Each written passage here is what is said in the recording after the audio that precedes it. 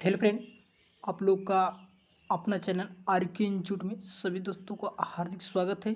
तो दोस्तों, आज मैं रंगीला यादव आप लोगों के लिए लेकर आए हैं ग्रुप डी रेलवे का जो प्रीवियस क्वेश्चन पेपर है, उस क्वेश्चन पेपर को जो 2018 में पूछा गया था। यहाँ आप लोग स्क्रीन पर देख रहे होंगे कि अनुज कुमार गुप्ता का ये क्वेश्चन पेपर है जो कि 24/9/2018 को ये पूछा गया था। तो आए आप लोग मॉक टेस्ट की आप लोग दें, जैसे कि जो प्रीवियस क्वेश्चन सेम है उसी क्वेश्चन को आप लोग के सामने लेकर आए हैं।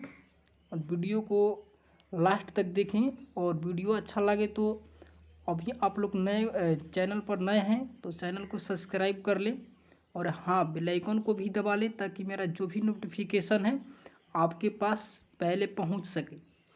तो चलिए हम क्वेश्चन पर चलते हैं। क्वेश्चन क्या कर रहा है, क्वेश्चन को देखते हैं और उसके बाद चर्चा किया जाता है क्वेश्चन पर। देखिए, जैसे कि क्वेश्चन 1 क्या कह रहा है।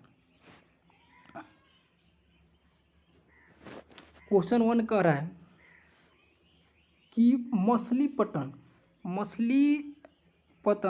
जिसको आज हम लोग बोलते हैं मछलीपट्टन, भारत की पूर्वी तट पर एक समृद्ध बंदरगाह था जो अपने किस काम के लिए प्रसिद्ध था।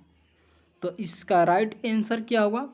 तो इसका राइट आंसर होगा ऑप्शन सी, यानी कलमकारी के लिए। इसका राइट आंसर क्या होगा? ऑप्शन सी, यानी कलमकारी के लिए। जैसे क्वेश्चन मिक्सिंग किया है उसी की तरह मतलब कि हम लोग करेंगे। चलिए नेक्स्ट क्वेश्चन को देखते हैं।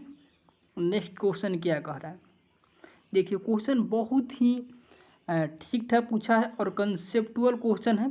कंसेप्चुअल क्वेश्चन को आप लोग को आसान से बतलाएंगे, और कंसेप्ट वाला जितना क्वेश्चन है आप लोग करना भी होगा तो उस क्वेश्चन को जल्दबाजी से ना करें। जल्दबाजी से करने के कारण ही देखिए ये अपना ऑप्शन यहाँ दिया है जो 2 टच किए हैं और जो गलत है। जैसे क्वेश्चन क्या कह रहा है कि यदि एक वस्तु का वेग शुरुआती वेग से दुगना हो जाती है तो उसका गतिज ऊर्जा में कितना गुना वृद्धि हो जाएगी, यानी कितना गुना वृद्धि का ये बात कर रहा है। ठीक है, आप लोग क्वेश्चन को समझ रहे हैं।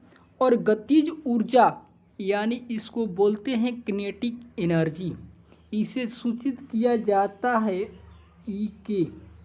ठीक है, इसके बराबर फार्मूला होता है 1/2 mv²। तो देखिए इस पर लगाते हैं तो 1/2 गुना करते हैं, m कितना दिया है तो m का कोई मान नहीं है तो मान लेते हैं कि वो 1 था, और पहले कितना था तो पहले 1 था तो पहले 1 ले लिए। तो 1 का स्क्वायर करेंगे तो कितना हो जाएगा, तो 1 का स्क्वायर करेंगे तो मान लीजिए कि 1 ही आएगा ना, तो इसका लगभग हो गया 1/2। यानी हम पहले की शुरुआत को कर लें कि 1 था, इसको मान ले कि 1 था, तो ये तो अब डिपेंड करेगा किस पर, तो वेग पर। और वेग पहले तो 1 था, अब कितना वेग हो गया है, तो अब वेग हो गया है 2 गुना। कितना वेग हुआ है? 2 गुना। तो यहाँ वेग का स्क्वायर करेंगे यानी v वाला, तो दूध का स्क्वायर करेंगे तो कितना हो जाएगा 4। अब पहले माने थे कितना 1, अब कितना आया है 4, तो इससे कितना गुना है, तो इससे 4 गुना है। बहुत सारा लड़के आएंगे और टिक करके ऑप्शन 2 को चले जाएंगे, बट ये क्वेश्चन पूछा नहीं है, ये पूछा है कि कितना गुना अधिक वृद्धि हुआ है, तो इसको अंतर देखना है। तो इसको अंतर देखेंगे तो कितना है, अंतर 3 का है, तो इसलिए इसका राइट आंसर क्या होगा? ऑप्शन डी, यानी 3। नेक्स्ट क्वेश्चन को देखते हैं। नेक्स्ट क्वेश्चन क्या कह रहे हैं, नेक्स्ट क्वेश्चन को देखिए क्वेश्चन कह रहा है कि दी गई श्रृंखला में अगला पद क्या है, यानी अगला पद देखना है। यहाँ पर सब कोई मेंटेन करेगा, मतलब कि अपना मेंशन कि 15 है, यहाँ 30 है, तो सब कोई अपना यहाँ कर देगा कितना 45। अब 15 30 ऑप्शन पूरा में 45 दिया है और इससे तो मराएगा नहीं, तो आएगा कैसे? तो देखते हैं कि इंच जो है कितना पर है, तो इंच है 8 पर, और एल कितना पर है, तो एल कितना पर है, देखिए तो एल होगा 12 पर। यानी एबीसीडी जो लेटर है उसको आप लोग को याद रखना होगा कि कौन सी लेटर कितना नंबर पर है और उसके अनुसार ही हम लोग पढ़ाएंगे। तो यहाँ अंतर कितना का है, तो 4 का, तो इसमें हम लोग 4 क्या करेंगे, ऐड करेंगे। 4 ऐड करेंगे तो कितना हो जाएगा 16, और 16 पर क्या है, तो 16 पर है पी, तो इस ऑप्शन बी यानी 45 पी, यानी यही राइट आंसर हो जाएगा। चलिए समझ गए आप लोग। नेक्स्ट क्वेश्चन को देखते हैं, नेक्स्ट क्वेश्चन क्या कह रहा है। नेक्स्ट क्वेश्चन को देखिए, नेक्स्ट क्वेश्चन कह रहा है कि चार संख्याओं ए बी सी एवं डी का कुल औसत कितना है, तो 26 है। यदि ए और बी का औसत ए बी का औसत कितना है, तो 19.5 है, तो सी और डी का औसत क्या होगा। देखिए चार संख्याओं का औसत कितना दिया है, तो औसत दिया है 26। हम लोग जानते हैं कि औसत बराबर फार्मूला क्या होता है, औसत बराबर होता है कुल योग बटा कुल संख्या। ठीक है, ये आप लोग जानते हैं, तो इसको हम डिलीट करते हैं, और क्योंकि स्पेस कम है, स्पेस कम होने के कारण डिलीट इसको कर देते हैं। चलिए इसको करेंगे इसे, तो संख्या बराबर यानी कुल संख्या तो 4 है, तो योग बराबर क्या हो जाएगा, तो योग बराबर हो जाएगा 26 गुना 4 यानी 4 का 24, और 4 दूनी का 8 और 2 कितना हो गया 10, यानी 104 हो गया। ठीक है, और ए और बी का कितना दिया है, 19, यानी ए बी का योग बराबर कितना हो जाएगा, ए प्लस बी बराबर कितना हो जाएगा, तो 19.5, और गुना कितना करेंगे 2 करेंगे, तो 5 दूनी का कितना हो जाएगा 10। ठीक है, 19 दूनी 38, और एक हासिल था तो कितना हो जाएगा, तो ये हो जाएगा 39, यानी 39.0। 104 में से कितना को घटाएंगे, तो 104 में से 39 को घटाएंगे। घटाइए, घटाने के बाद यहाँ आएगा, आपको बतला दें कि यहाँ से हासिल ले लें 14 में से 9 गया तो कितना बचेगा 5, और यहाँ कितना हो गया 9 में से 3 गया तो कितना होगा 6, और यहाँ 65 बच गया। तो 65 दो संख्याओं का योग बचा है, तो इसको दो संख्या कौन है, तो सी और डी है, यानी बराबर सी प्लस डी एन है। तो इसका औसत निकालने के लिए इसमें क्या करेंगे, 2 से भाग दे देंगे, 2 से भागा देंगे, भागा देने के बाद कितना आ जाएगा, तो 32.5 आ जाएगा। समझ गए आप लोग, समझ गए तो स्क्रीनशॉट ले सकते हैं, या आप जैसे भी हो आप उतार भी सकते हैं। चलिए तो अब नेक्स्ट क्वेश्चन को देखते हैं। नेक्स्ट क्वेश्चन क्या कह रहा है, देखिए नेक्स्ट क्वेश्चन जो कह रहा है, इस क्वेश्चन को देखिए कि गणतंत्र दिवस परेड में 2018 में सबसे उत्कृष्ट झांकी का पुरस्कार केंद्रीय रक्षा मंत्री निर्मला सीतारमण ने किस राज्य को दिया। तो देखिए 2018 में रक्षा मंत्री निर्मला सीतारमण थी, जिन्होंने महाराष्ट्र को झांकी का पुरस्कार नंबर 1 मतलब कि बतलाई थी, और जो 2020 का दिया गया है, कब का दिया गया है, 2020 का जो नींव है, ठीक है, ये यूपी के राम मंदिर के झांकी का पुरस्कार दिया गया है। किसको दिया गया है, तो 2020 वाला में किसको दिया गया है, तो यूपी को दिया गया है। और किसने दिया है, तो यूपी वाले को दिए थे राजनाथ सिंह। आप लोगों को बतला दें कि राजनाथ सिंह ये किस जगह के यानी कहाँ से संसद जीते हैं, तो यूपी की राजधानी कहाँ है? तो यूपी की राजधानी है लखनऊ। कहाँ है? लखनऊ है, ठीक है। तो वहाँ से मतलब कि ये जीते हैं। चलिए नेक्स्ट क्वेश्चन को देखते हैं। नेक्स्ट क्वेश्चन को देखा जाए, देखिए निम्न में से कौन सा इस समूह से संबंधित नहीं है? माने इस समूह से संबंधित नहीं है। ये समूह यहाँ पर दिया है। पहला रॉड है, दूसरा चम्मच है, तीसरा ब्लेड है और चौथा कांच है। तो देखिए ये तीनों एक सा है, ठीक है। ये एक दूसरे से मिलता जुलता है और कांच है जो अलग है। तो इसका राइट आंसर क्या होगा? इसका राइट आंसर होगा कांच। नेक्स्ट क्वेश्चन को देखते हैं। नेक्स्ट क्वेश्चन क्या कर रहा है? ये क्वेश्चन बहुत इजी है कि जंतुओं का सबसे बड़ा समूह क्या है? तो जंतुओं का जो सबसे बड़ा समूह ऑर्थोपोडा है। ऑर्थोपोडा में बहुत सारा जंतु को मतलब कि रखा गया है। तो जंतुओं का सबसे बड़ा समूह कौन है? तो इसका राइट आंसर होगा ऑर्थोपोडा। चलिए नेक्स्ट क्वेश्चन को देखते हैं। नेक्स्ट क्वेश्चन क्या कर रहा है? नेक्स्ट क्वेश्चन देखिए। नेक्स्ट क्वेश्चन क्या कर रहा है?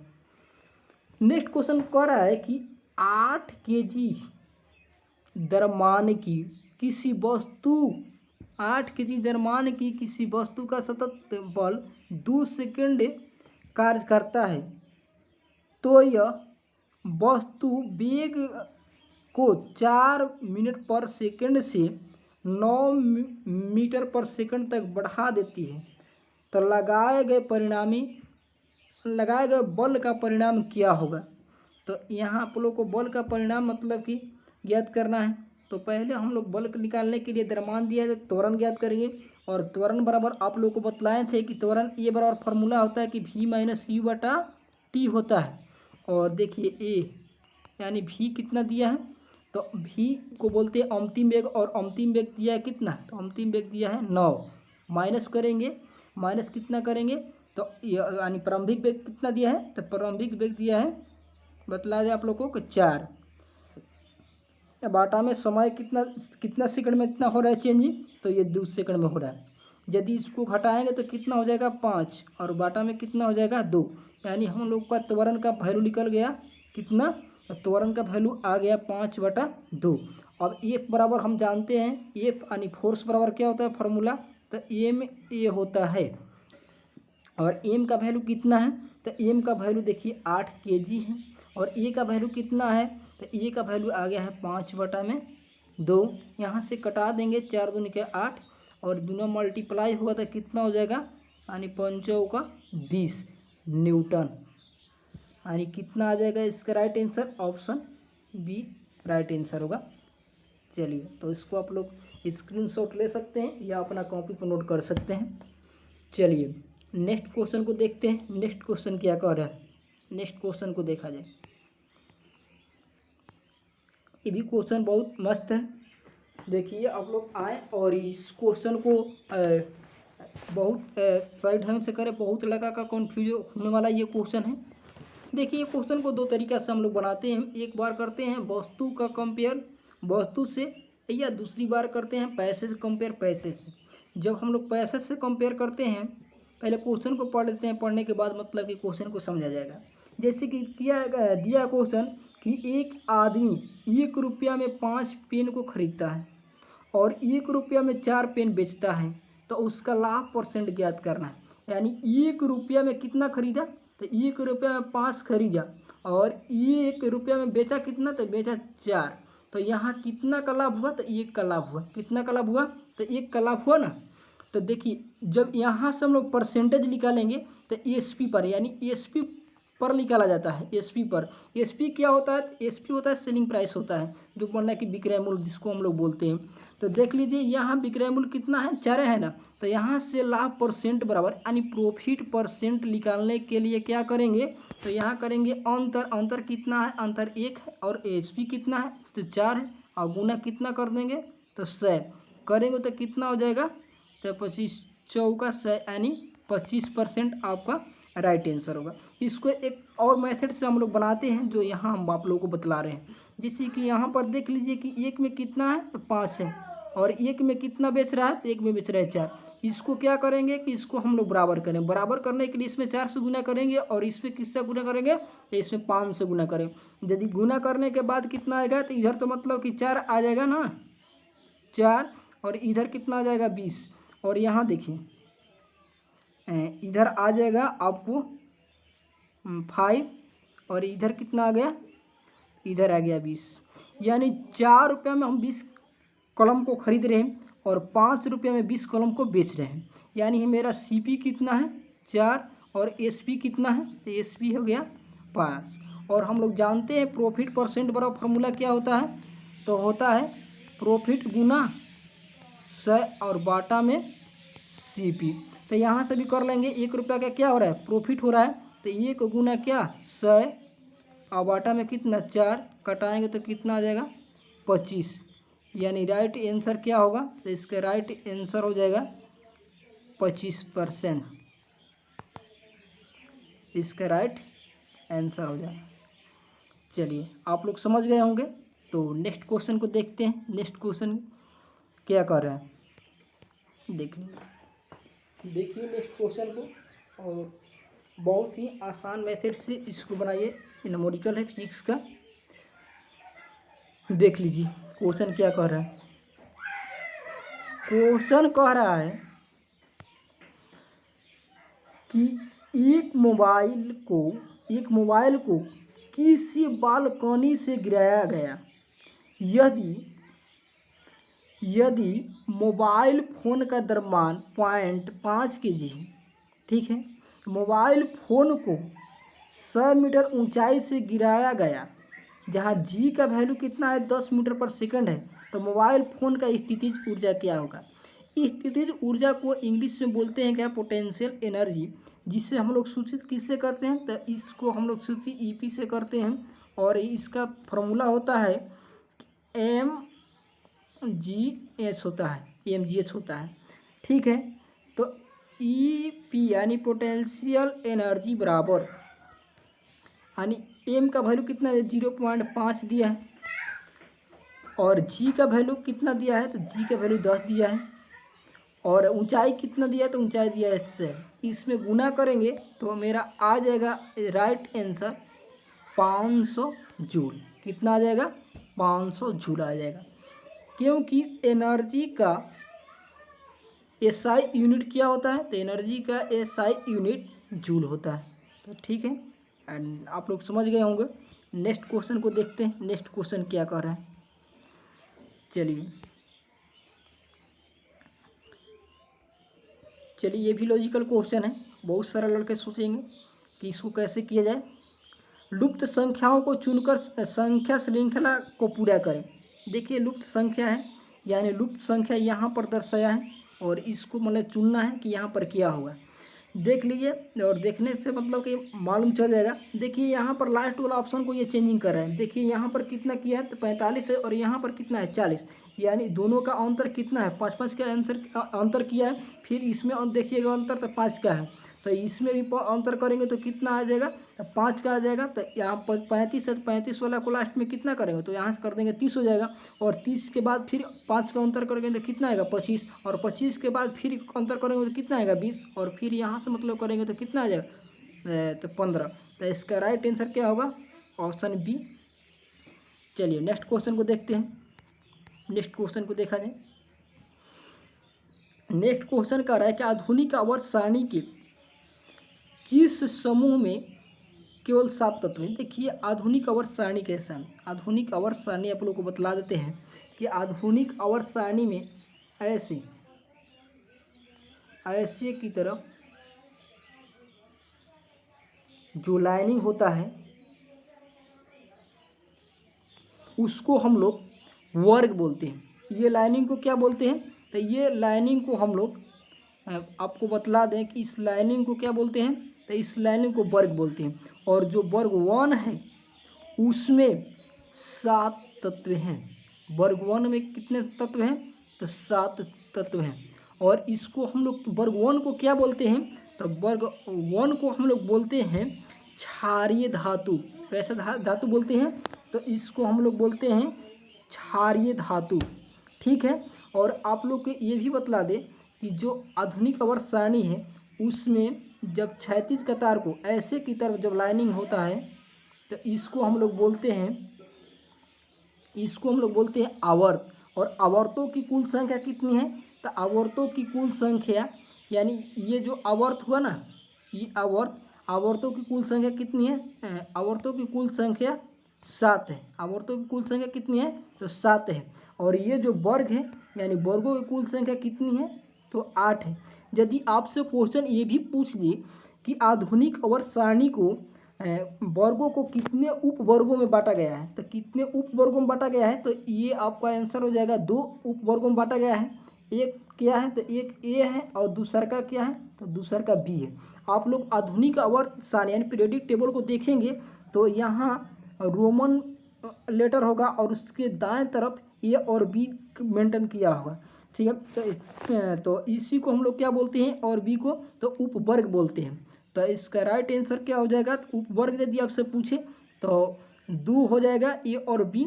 और इसमें पूछा है कि किस वर्ग में 7 तत्व हैं, तो इसका राइट आंसर क्या होगा? ऑप्शन 1। चलिए आप लोग समझ गए होंगे। नेक्स्ट क्वेश्चन को देखते हैं। नेक्स्ट क्वेश्चन क्या कह रहा है? नेक्स्ट क्वेश्चन कह रहा है कि दो संख्याओं का मौसम 35 और लसा 210 है, तो यदि इनमें से एक संख्या 105 है तो दूसरी संख्या बराबर क्या होता है? तो देखिए दो संख्याओं का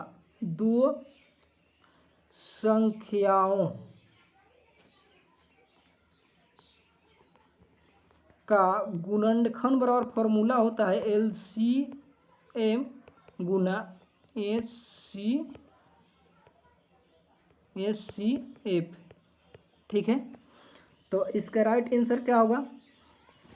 तो पहली संख्या तो दिया है, तो दूसरी संख्या बराबर क्या हो जाएगा? तो दूसरी संख्या बराबर हो जाएगा SCF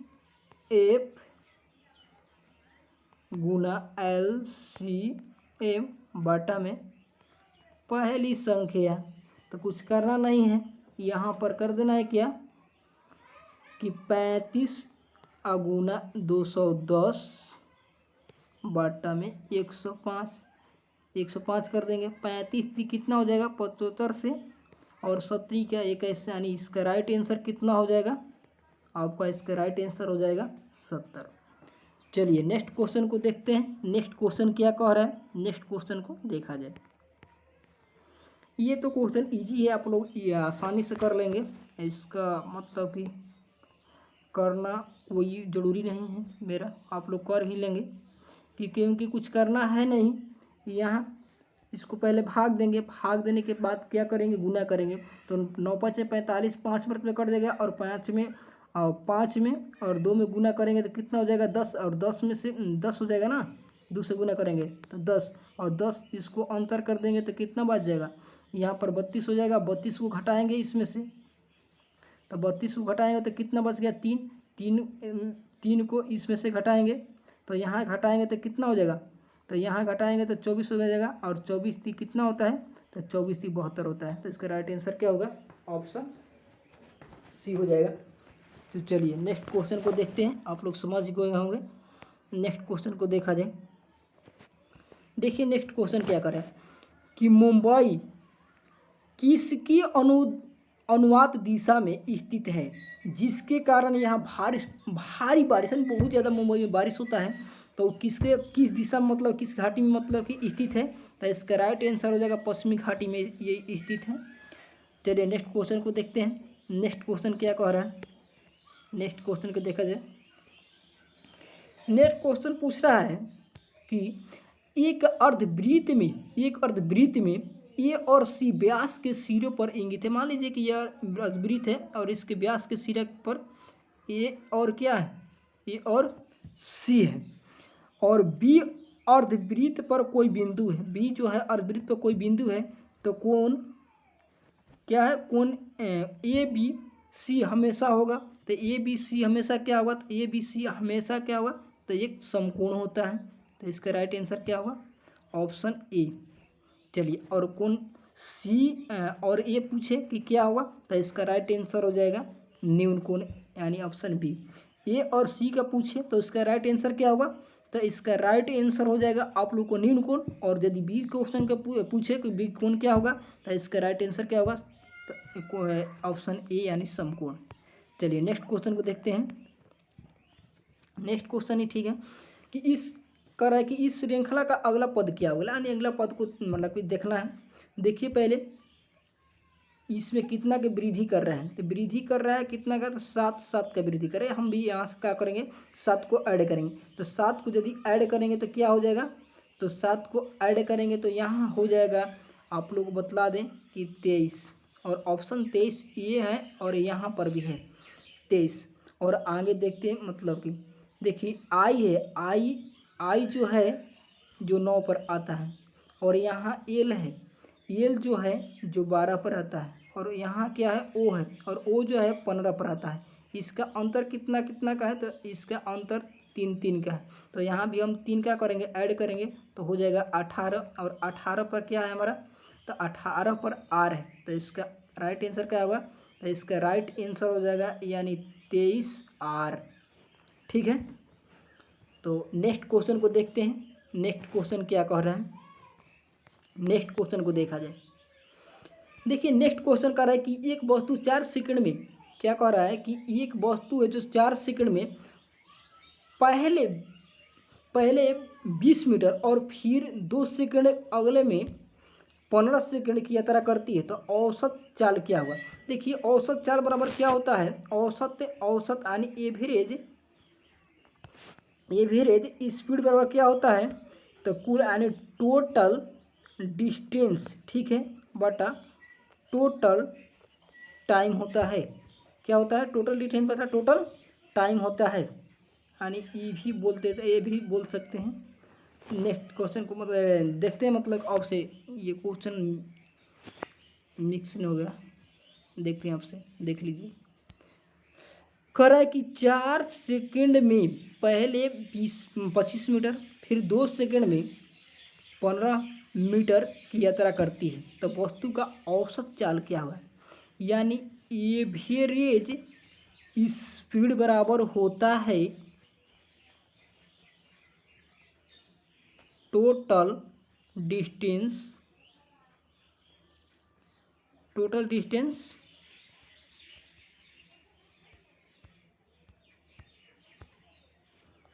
ठीक है, बटा टोटल टाइम। ठीक है, तो टोटल डिस्टेंस कितना है, तो 15 है और 25 है, यानी 25 प्लस कितना करेंगे 15, बटा में समय कितना है, तो 4 प्लस कितना करेंगे 2, ऐड करेंगे तो इसका कितना हो जाएगा, तो इसका 40 हो जाएगा, और यहाँ कितना हो जाएगा नीचे 6। इसको हम लोग क्या करेंगे, भाग देंगे, यानी 6 1 36, यानी 6 आपसे बतला दें कि कितना आएगा, भागा देने के बाद 6.666 यानी बार बार आते रहेगा, इसलिए इसको बढ़ा के लिख देते हैं कितना, तो 6.67 इसका राइट आंसर होगा। चलिए इसका राइट आंसर कितना होगा, 6.67, तो मीटर पर सेकंड में होगा, क्योंकि स्पीड पूछा है। ठीक है, स्पीड पूछा है क्योंकि 6.67 सब में दिया है, लेकिन यूनिट क्या दिया है, यूनिट अलग दिया है, तो इसका राइट आंसर क्या होगा, ऑप्शन बी। चलिए नेक्स्ट क्वेश्चन को देखते हैं। नेक्स्ट क्वेश्चन को देखा जाए। नेक्स्ट क्वेश्चन कह रहा है कि नीचे दिए गए विकल्पों में से निम्न कौन सा पैटर्न नीचे से मेल रखता है, यानी मेल खाता है। तो देखते हैं कौन सा मतलब पैटर्न मेल खाता है। देख लीजिए ऑप्शन जो ए है, इसको यहाँ वाले नीचे वाले पोर्शन को यदि हम ऊपर की ओर करते हैं, यहाँ ऊपर उठा कर लिखते हैं, इसको ऊपर की ओर करते हैं और ऊपर वाले पोर्शन को नीचे करते हैं, तो सेम इसके जैसा हो जाएगा। ठीक है, तो इसका राइट आंसर क्या होगा, ऑप्शन ए, यानी option A is right answer. चलिए नेक्स्ट क्वेश्चन को देखते हैं। नेक्स्ट क्वेश्चन क्या कह रहा है, नेक्स्ट क्वेश्चन कर रहा है, नेक्स्ट क्वेश्चन आप लोग को बतला दें क्या कह रहे हैं कि एक ट्रेन 8 घंटे में, एक ट्रेन है जो 8 घंटे में, ठीक है, यहाँ देखिएगा, कोई यात्रा पूरी करती है और यात्रा का आधा हिस्सा 45 किलोमीटर पर आवर है, जबकि दूसरा आधा हिस्सा 55 किलोमीटर प्रति आवर की गति से पूरा करती है, तो यात्रा का कुल दूरी कितना होगा।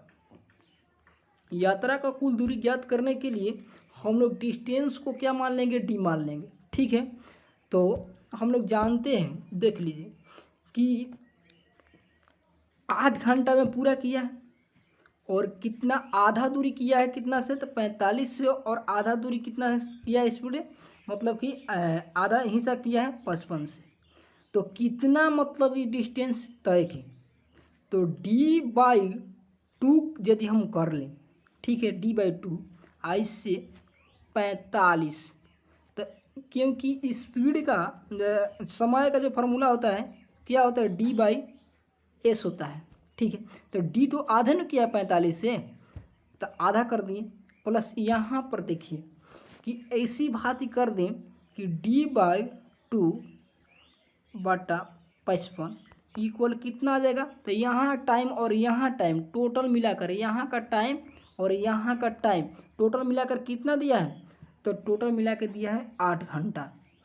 तो 8 घंटा है, इसको हम लोग कैलकुलेट करेंगे, तो कैलकुलेट करने के बाद आ जाएगा d/90 प्लस d/110 इक्वल कितना आ जाएगा, 110। यहाँ से यदि आप लोग भिन्न का जोड़ जानते हैं तो यहाँ से आप लोग कैलकुलेट करके निकाल सकते हैं, और निकालने के बाद आप लोग का आंसर ए आएगा। हम यहाँ पर नहीं बतला पा रहे हैं क्योंकि यहाँ जगह बहुत कम है और स्क्रीन पर पूरा हम दिखा नहीं सकते हैं, इसलिए यहाँ पर इसका मेंशन नहीं किया गया है। नेक्स्ट क्वेश्चन को देखेंगे, यहाँ से करेंगे, आप लोग करने के बाद ज़रूर ही आएगा। ठीक है, तो नेक्स्ट क्वेश्चन को देखा जाए। देखिए ये क्वेश्चन इंग्लिश में ही मतलब कि दिया है, कह रहा है कि age of 2018 who is the CEO of Adobe system. तो एडोब का जो 2018 में CEO थे वे शांतनु नारायण थे, और आज भी यही है। तो इसका आज भी याद रखेंगे कौन, कि एडोब का कौन CEO है, तो शांतनु नारायण है। चलिए देखते हैं नेक्स्ट क्वेश्चन को। नेक्स्ट क्वेश्चन क्या कह रहे हैं, देखिए नेक्स्ट क्वेश्चन ये आ गया स्टेटमेंट का क्वेश्चन, और स्टेटमेंट का क्वेश्चन बहुत ही जटिल होता है और बहुत फंसाने वाला होता है। ठीक है, तो इसको हम लोग संभल के और बतलाना होगा, और मतलब आराम से सोचना होगा, और सोचकर ही मतलब कि क्वेश्चन को कर सकते हैं। देखिए क्या है कि निम्न प्रश्नों पर विचार कीजिए, विचार करें और निर्णय लें कि उसका संबंध में निम्नलिखित में कौन सा तर्क मजबूत है, यानी कौन सा तर्क दिया है और वह तर्क मजबूत है, उस तर्क को हम लोग को चयनित करना है। देखिए स्टेटमेंट में क्या दिया है, क्या स्थानीय अस्पताल द्वारा टीकाकरण के लिए जागरूकता कार्यक्रम आयोजित किए जाने चाहिए, यानी जो टीकाकरण के जागरूकता होता है कार्यक्रम, वह स्थानीय जो अस्पताल है उसके द्वारा किया जाना चाहिए कि नहीं चाहिए, ये आप लोगों को चयनित करना है। यहाँ पर दिया है यानी तर्क, और तर्क के आधार पर आप लोगों को आंसर देना है। तो देख लीजिए इसमें कौन सा मजबूत तर्क है। पहला तर्क बोल रहा है कि हाँ, इससे महामारी को रोकने में मदद मिलेगा, ये बिल्कुल सही है। और यहाँ कह रहा है और तर्क 2 में कि नहीं, यह अस्पताल की जिम्मेवारी नहीं है, अधिकारी का कार्यभार बढ़ जाएगा, जो कि बिल्कुल गलत है। अधिकारी इसलिए होते हैं और देखभाल करने के लिए ही सरकार इनको नियुक्त किया है, तो इनको जिम्मेवारी होना चाहिए, जो कि तर्क 2 में नहीं बोला गया है। इसलिए तर्क 2 क्या होगा, तो तर्क 2 गलत होगा, और तर्क 1 क्या होगा, केवल सही। तो इसका राइट आंसर क्या होगा, तर्क 1, यानी केवल तर्क 1 मजबूत है।